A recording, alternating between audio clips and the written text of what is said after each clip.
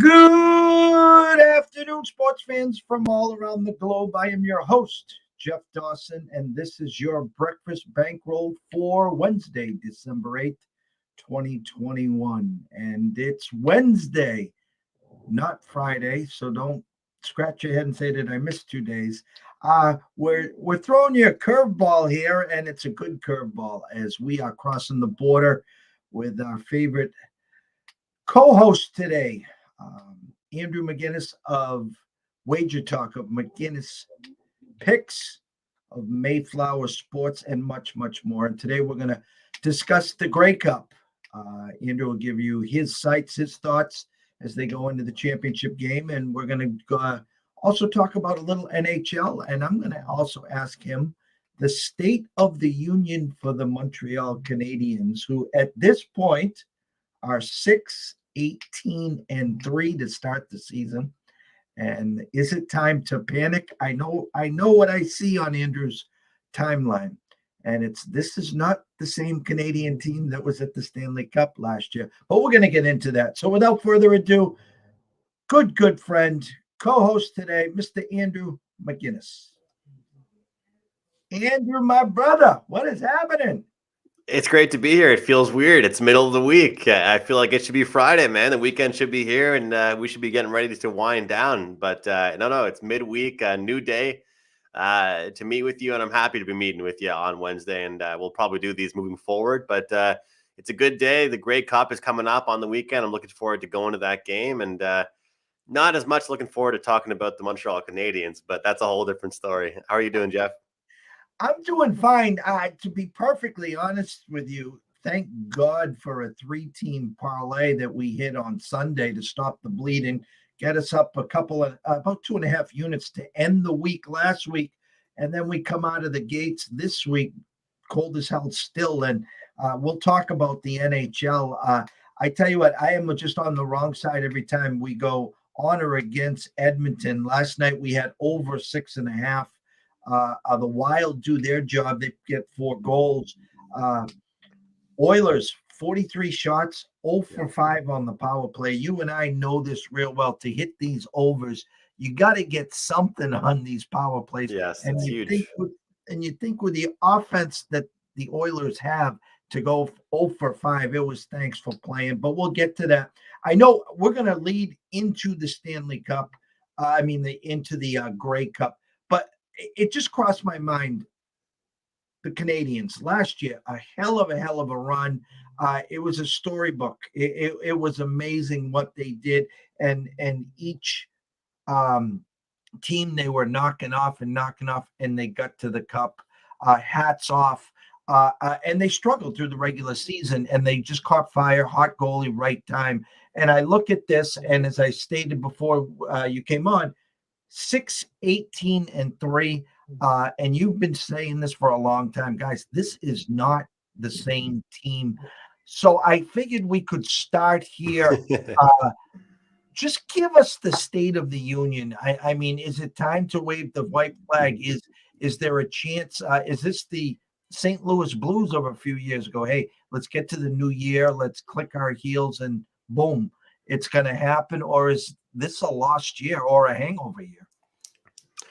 It's tough in so many ways because, like I said on here before with you, it is a different team. And, like you mentioned, I have been saying that lots of times. But, I mean, there's only so long that could be an excuse for me to use for the way they're playing hockey right now. Last night's game is a good example. They played one of their best games. Every beat writer, I read their story after the game. A couple different ones, like Eric Engels is a guy I always read his stuff. And, he's talking about how that was one of the best efforts he's seen out of the Montreal Canadiens. Well, what do you know? They give up 2 goals in the last 2 minutes, 45 seconds of the hockey game. And the entire strong effort that the entire game, ensued doesn't matter anymore. So, mix in some pucks going off some knees, mix in some bad penalties, some turnovers.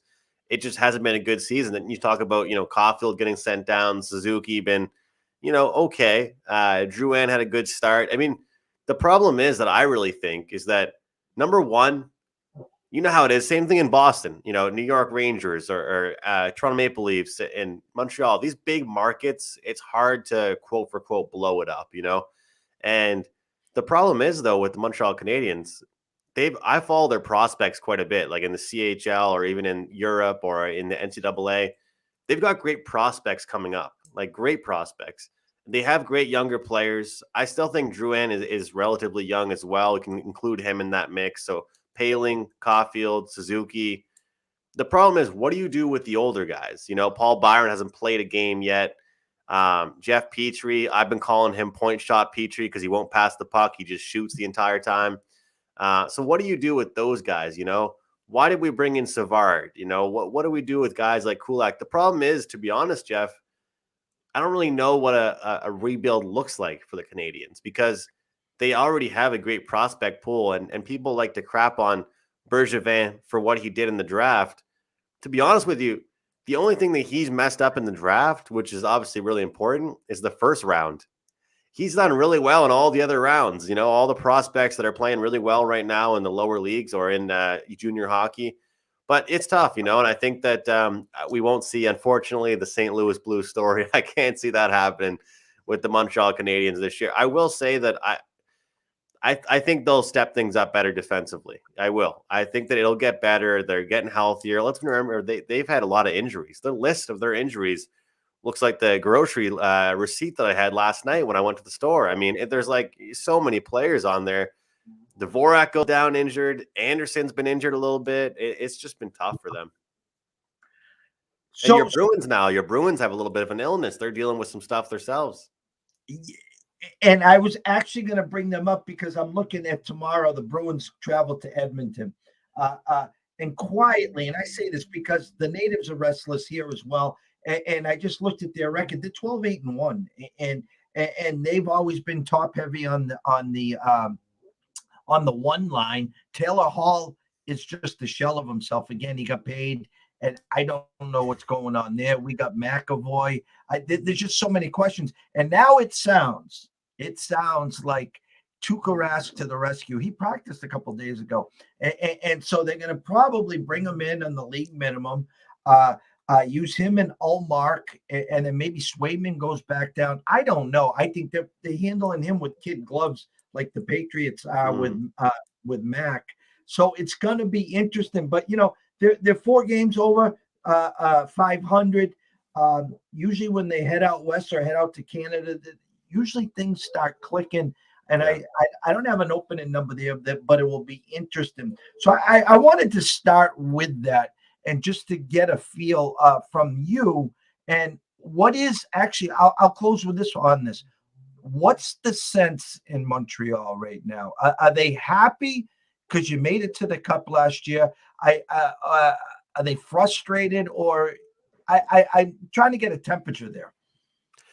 Well, are you talking about like the fan base? Yes. I think the fan base, look, I've seen a mixed bag. I've definitely seen a mixed bag. I've seen some frustration, but that's just how the Canadiens fans are, and that's kind of one of the reasons why some people hate us for how passionate we are, but to be honest, though, I have seen a lot of people that have been kind of similar to me where, you got to take what happened last year and be happy with it.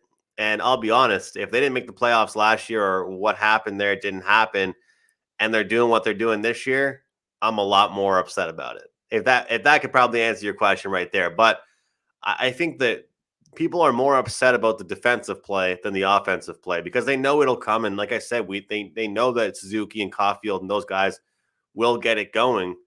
But I think people have just been the most upset with the defensemen, and I know that Edmondson's been injured all season, no Weber anymore, which I think that Weber stuff has really hurt our team. I mean, think about how much money he was getting paid. They haven't really been able to recoup that and spend that and figured that out with him, and obviously no Carey Price. So I don't know. For me personally, Jeff, I'll say this. I haven't really been as pained by it because of what happened last summer. So that's my answer. I think the vibe in the city is definitely people are pretty upset, but they're mostly upset about the defense, not as much the offense. All right, so I'm going to dig in right now. We're going to go back and forth here. Let's go to the Grey Cup. Something that we're going to be expecting a ton of pictures from you on your Twitter timeline, and we're going to live commentary the whole 9 yards. We can't wait. So From your friends here at Wager Talk, wagertalk.com, just pull it right up. An amazing one-stop shopping for all the odds. I mean, you can get first half, second half, team totals, money line spreads. They do an amazing job, and it's free, guys. So take a shot at it and take a look at that. 6 p.m. on the 12th, rotation number 499 and 500, Winnipeg and Hamilton. Winnipeg opened up at 3. It's still a 3 at DraftKings, and Caesars now 3.5. A under over that opened at 44 and a hook and is 44.5 at Westgate, 44 at South Point, and 43.5 at DraftKings. So first thought, obviously, is Vegas telling us 24-21 Hamilton, Winnipeg. I know you have a lot to say here. We talked at length about this preseason, and now we're here at the final game. So the stage is yours. Yeah, it's kind of nice. You know, we started the first time we ever spoke together. You and I was talking about the CFL. It was the week before the season starts, and here we are, man. Time flies. It's crazy. We're here in December. I'll say this, you know, it's funny because when I did that first show with you, Jeff, we tried to find some value.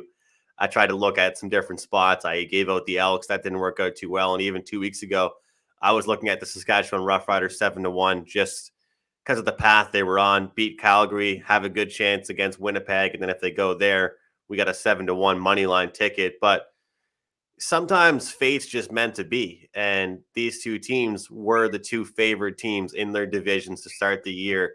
Hamilton didn't win their division, but they got through. They're now in the Grey Cup. They're the hosting team.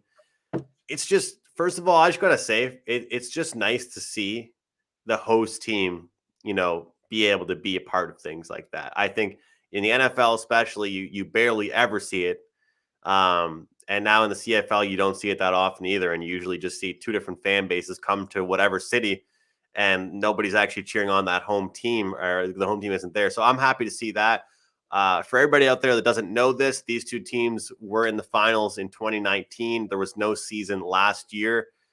Winnipeg took that championship. So look, I'll say this first of all, Jeff. This is a tough game to choose. This is a tough one. This is one of those ones where it is going to be a real championship style game. Did you watch any of that? I know it's on a Sunday. I got to ask you, did you watch any of the games? Either one of them? I did not see any of them. Okay, so this will be fun because I'll be telling you stuff that you don't know yet. So that game was crazy. So the Hamilton game against Toronto. The first half was the most disastrous football I've seen out of Hamilton in probably 3 years. The fact that they won that game was shocking. They had their starting quarterback, they pulled him in the second quarter. Jeremiah Masoli was the starting quarterback. They pulled him out of the game after a bad fumble, and the next time they got the ball back, he didn't see the field. And one thing that was interesting coming into that game was that in 2019, Jeremiah Masoli went down with, I believe, an ACL injury. Dane Evans, the backup quarterback, comes in, plays several weeks, not just the one game, several weeks, plays all the playoff games, goes to the Grey Cup with them, and they lose. So the start of this season, the fan base, as much as they like Masoli, they're calling for Dane Evans to be that guy because they saw what he could do and take them. And it was nothing against Masoli, but it was, hey, this guy was the one that got us there last time. Let's roll with him. But it's not really fair to the guy that was injured. So anyway, long story short, they go with Masoli. They get to the big game, and he has a horrible first quarter and not a good second quarter. They yank him. The Hamilton Tiger Cats scored 27 points in the first half, 0 points, in the second half, 0 points in the first half. Their defense played really well, but special teams, they got a punt return. It was just a wild game. It was just a wild game there.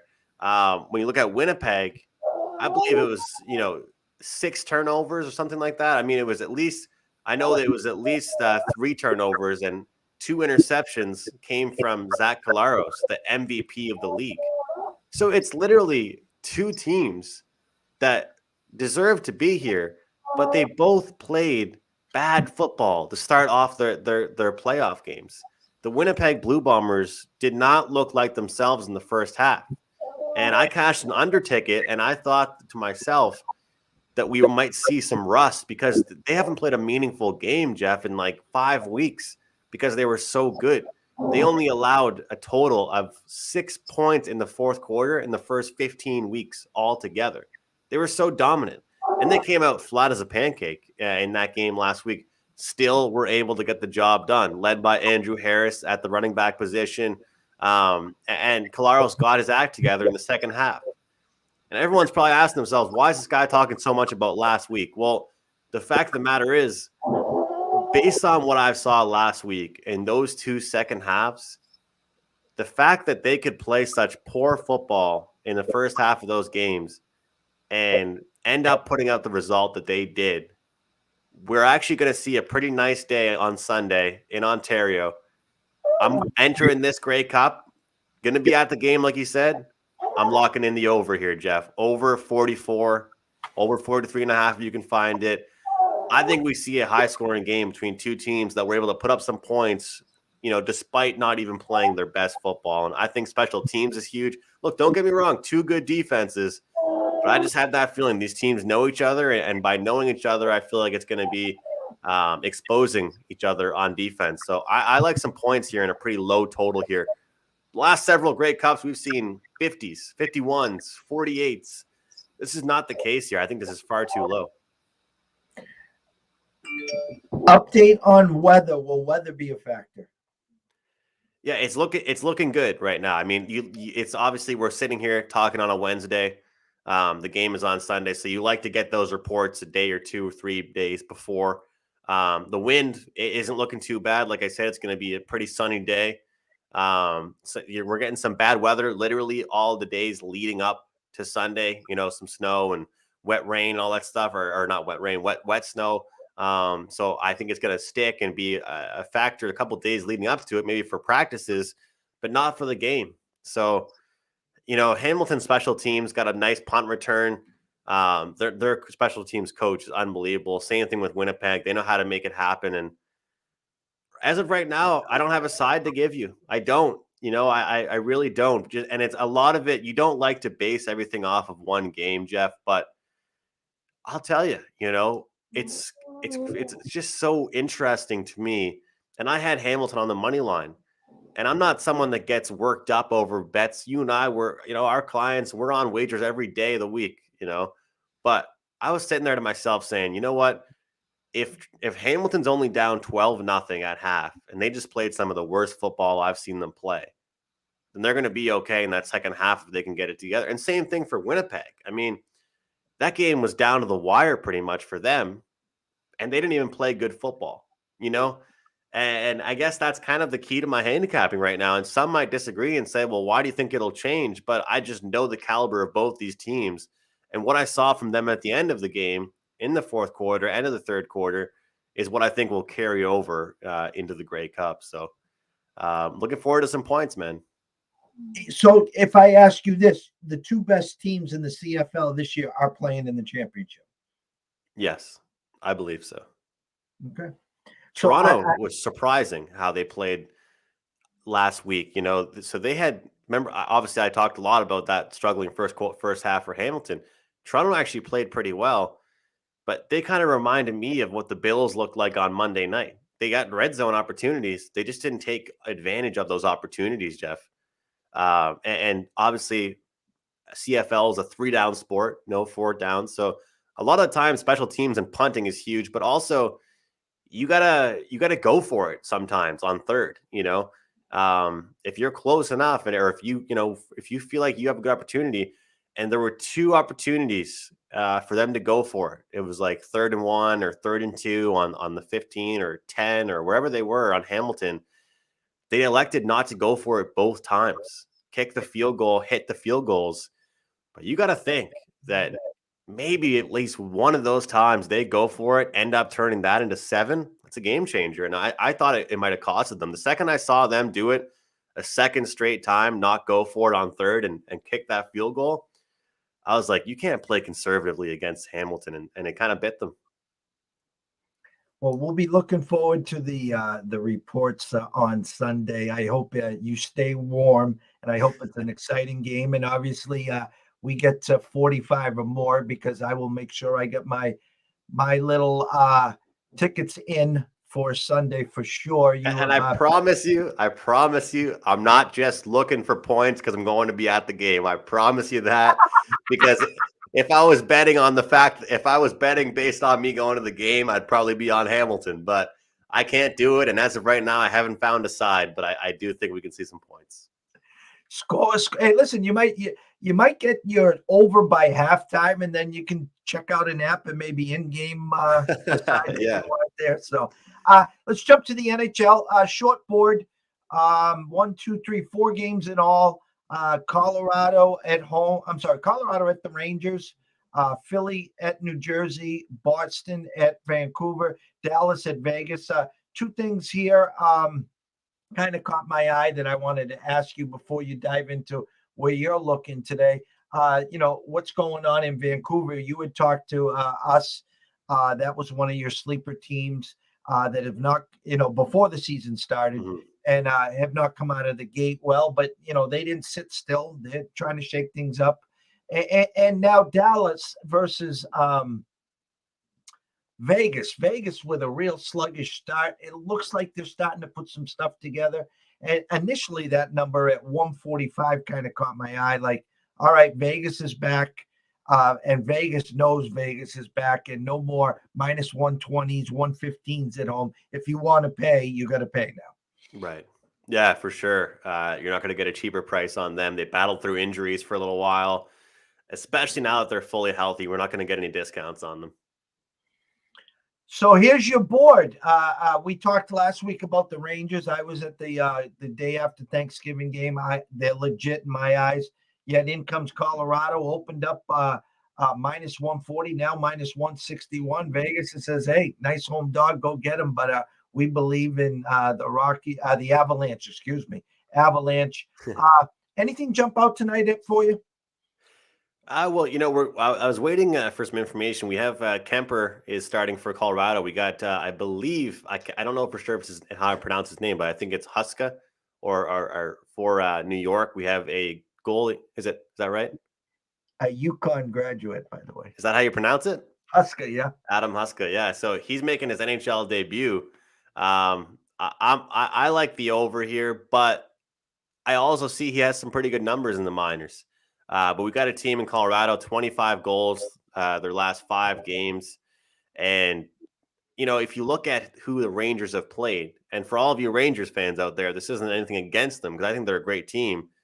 Last 4, 5, 6 games for the Rangers, Jeff, we take a look at the schedule for them. They've had some pretty, good teams to play. Struggling Philadelphia Flyers team, Blackhawks twice. They've had, decent teams to play against. Now it's a step up in class here, I believe, playing the Colorado Avalanche, a team that, can't stop scoring, makes putting up 7 goals look like it's nobody's business. So I think I like them in regulation tonight. But part of me does think we'll see some goals, but it's we'll see how the UConn grad does tonight. And I think that will be the difference as far as the total goes. Boston, Vancouver. Look, I had Vancouver after Bruce Boudreau took over. It's the classic handicap, in the NHL. Take that team. I didn't do it with Philadelphia. I just didn't trust Philadelphia. But Vancouver, look, I think that I like Bruce Boudreau's message as far as start shooting more. He says, you guys are all shooters. Start shooting more. What are you passing the puck around for? I always hate being at a hockey game and you hear those fans in the background yelling, shoot, shoot, shoot. And I know you know what I'm talking about. And it's annoying because you can tell that those people don't really know hockey. But with a team like Vancouver, they aren't shooting enough. They're being too fancy. They're being too cute, passing it around, trying to get the perfect one-timer to Pettersson. The goals they're going to score are going to be catching the goalie off guard, and they're not doing that as much the way they've been playing. So with your Bruins here tonight in that game, I like the over 5.5. I actually put a small piece on Vancouver last night because I knew the number was going to move with the couple of illnesses for the Bruins, but I like the over because Marchand's back, injury to some key forwards or some sicknesses for key forwards and defensemen for the Bruins. And just, I don't know if I even trust the blue line for this Bees team in this game here. And I know the Canucks were off a game against the Kings, and it was a pretty good bet on spot and bet against spot for the Kings. But I don't know. Maybe the offense rolls. Maybe they get hot for a couple games here, and I think we can get over 5.5. You talk about shooters shoot, and I have to bite my tongue. We were on Tennessee Vols at Madison Square Garden last night against Texas Tech.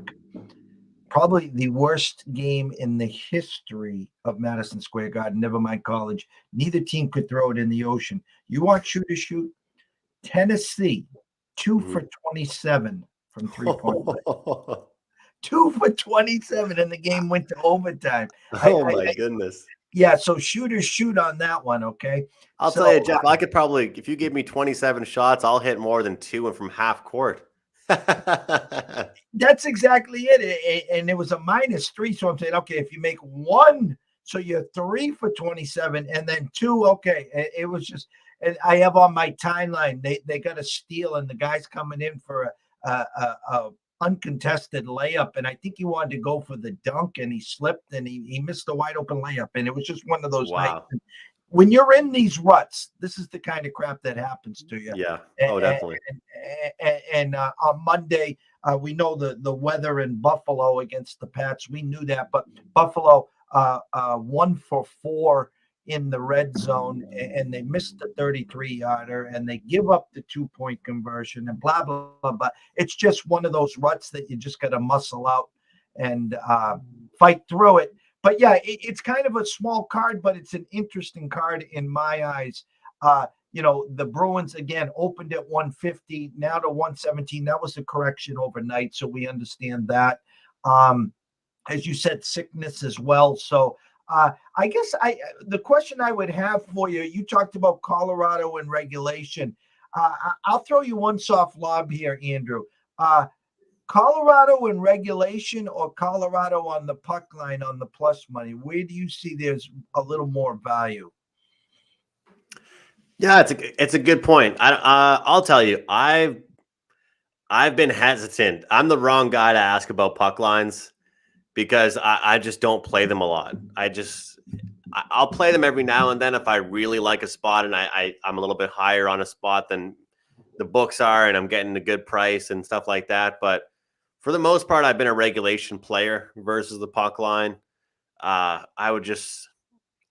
rather not just be sitting here, seeing my team up 3-2 and just still be upset about it, So I like the puck lines and I just, on a small card like this with a play like that I really do like, I'll just try and ask them to get me the win. And who knows what the debut comes from Huska. What is it? What am I saying? Is it Huska? I always said it Huska. My daughter didn't hit me over the head with a dummy stick, so I'm sticking with Huska.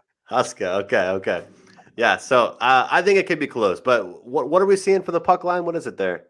Let's go and see spreads. I will say though, you and I always talk about how it's an investment and how betting is just like the stock market. There was a move last night in that game. There was a move in the Vancouver Bruins game. There's been a couple overnight moves, and it's funny because you kind of when you're doing that, you have to think to yourself, do I want to wait for goaltending information or do I want to assume what it's going to be and make that bet overnight? Are you an overnight player or are you kind of a? I'm not so much an overnight player, but I will take the reaction from the overnight into that plays a lot into me.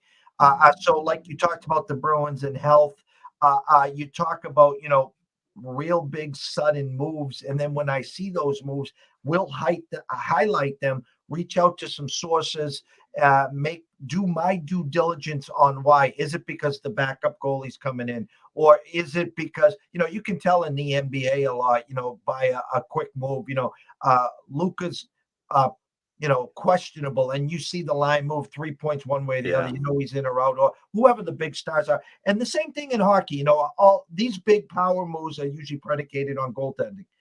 And so good eyes to catch them overnight and then check and see what happens in the morning. I love that. That's we do a lot of that, Andrew. Yeah, I'd say for me, there's been periods of time where I've been a big overnight guy. Find my spot overnight, lock it in, and anything else I get on, I'll release later the next day in the afternoon. But lately, for me, I've gone back to the aspect, and to be honest with you, as a handicapper, our job is to, what we get paid to do is get picks up, promote them, do a lot of free written analysis, video content, and sell. You know, uh, I'm not trying to separate myself from anybody. I'm just saying that I'll sacrifice those several hours of that pick being up for sale for having that information. I want to know everything I can possibly know. I don't want to be assuming which goalies will be in the net, and all of a sudden people are banking on me to give them a winning wager, and all of a sudden this goalie that I thought wasn't going to be playing ends up playing, and the whole analysis I gave is wrong. So it's weird. I've definitely been a little bit up and down with when I give out picks, but lately I have no problem if I'm giving one out at, you know, 10 o'clock the night before or 4 o'clock the next day. It just kind of depends with me. And we have always talked about at ECSI giving out the sharpest lines as possible. Now the game has changed. There is just so much information out there where there's a lot of people that will buy the overnight line and then see the big move overnight into tomorrow, and they'll just go on the other side and they'll pray for the middle. Yes. I'll talk about what happened to us yesterday in the NBA. We dabble in the NBA, and we gave out the Spurs minus 115 on the money line against the Knicks. There was strong reverse line movement on the Spurs. They went from 1.5 underdogs to basically a 1-point favorite. And we released that at around 5:30 last night, Andrew, maybe closer to 6. Okay. And by 7:30, there was another flip. And then the Knicks went to 1.5 point favorites, even 2 in some spots. Wow. It was 28-28 after 1, and then the Knicks rolled after that. So again, our numbers, our systems definitely were on the Spurs, which we thought was the right side. And actually, within the last 45 minutes before tip-off, you could tell that it was going to be sketchy, and it looked like the Knicks actually by tip-off was the right side, and it was. Unbelievable. The movement is crazy to follow. NBA has been lately the weirdest for that, honestly. You got to have alerts on for about 50 different people that have information because, like you said, oh, Luka's out. Okay, that's 6 points. It's crazy. No, it is, and we dabble in the NBA. We do a lot with the kids in college. Obviously, college football, NFL. The same with the NHL. We look for spots. We don't consider ourselves experts in anything, but our team and our eyes do the work. And if we find spots, whether it's the CFL, whether we have Dan on and we're talking Premier Lacrosse or whoever it is, if we find an angle and a spot with some value, we're going to release that to our clients and give them an opportunity to cash. And that's the name of the game. It is providing as much information and education for the people that want to listen. And that's what it's all about, really, and trying to get well, I mean, like you said, you could have somebody like Dan on that's sharp and has those not just connections, but the information about lacrosse that you and I might not have. We could follow the market moves, we could follow the numbers, we could do our research, but people like him, he knows lacrosse better than me. I don't know how much you know lacrosse, but he knows his stuff. I've talked with him before. Yeah, and we've talked together, I think, more about like volume. And I'll tell you, I think that when more sports are going on, like right now, so many leagues, every league that I bet, I begin to get lower volume because it's like, okay, I found my NBA selection. All right, I move on. We'll find my favorite NCAA selection. But if it was just, when it's just baseball, it's like, well, I look at the card for the last 5 hours. I think I have like 3 or 4 I like, and then you got to narrow it down to 1 or 2, It is. All right. Just time flies here, and I know you're swamped here. The stage is yours. I have right here on the crawler everywhere people can find you at McInnis Picks, at Wager Talk, at Sports Mayflower. Tell everyone where they can go, what they can get for this week, next week, or whatever you have going, Andrew.